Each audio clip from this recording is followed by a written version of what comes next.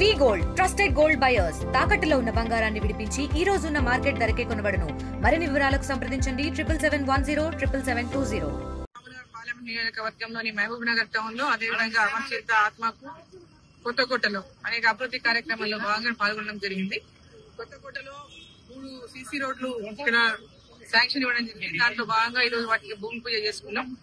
అదేవిధంగా అమర్చిత ఆత్మకూరులో అమృత్ 2 కింద మరి తాగునీటి కోసం కేంద్ర ప్రభుత్వం ద్వారా శాంక్షన్ అయినటువంటి స్కీమ్ ను మరి అక్కడ శంకుస్థాపన చేసి ప్రారంభించడం జరిగింది. అమర్చిత అండ్ ఆత్మకూర్ ఇక్కడ స్థలంకి ప్రాబ్లం ఏదో ఉంది, ఇది ఇప్పుడే వద్దు, తర్వాత స్థల ప్రాబ్లం అయినాక ఇది ఆలస్యమైంది.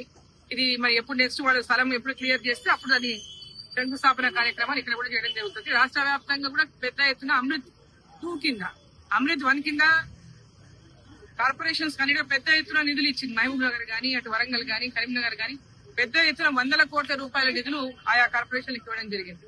అదేవిధంగా ఇప్పుడు ప్రతి మున్సిపాలిటీ కూడా కేంద్ర ప్రభుత్వం ద్వారా అమృత్ 2 కింద కూడా పెద్ద ఎత్తున నిధులు శాంక్షన్ అయినాయి.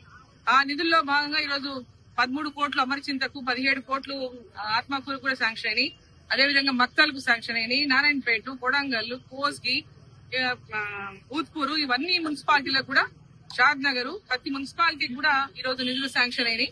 సో దాంట్లో భాగంగా ఈ రోజు ఆ పనులన్నిటి కూడా తొందరగా ప్రారంభిస్తే, తొందరగా వాటిని పూర్తి చేస్తే వచ్చే ఎండాకాలం వరకు అంతా కూడా ప్రజలకు తాగునీటి కొత్త సమస్య లేకుండా ప్రతి ఇంటికి కూడా నల్లా ద్వారా మంచినీళ్ళు అందించినటువంటి కార్యక్రమానికి కేంద్ర ప్రభుత్వం ద్వారా వచ్చినటువంటి నరేంద్ర మోదీ గారి ప్రభుత్వం పెద్ద ఎత్తున ప్రతి మున్సిపాలిటీలో కూడా ఎక్కడో తాగునీటి సమస్య ఉండకూడదని ఈ పథకాన్ని శాంక్షన్ ఇచ్చింది.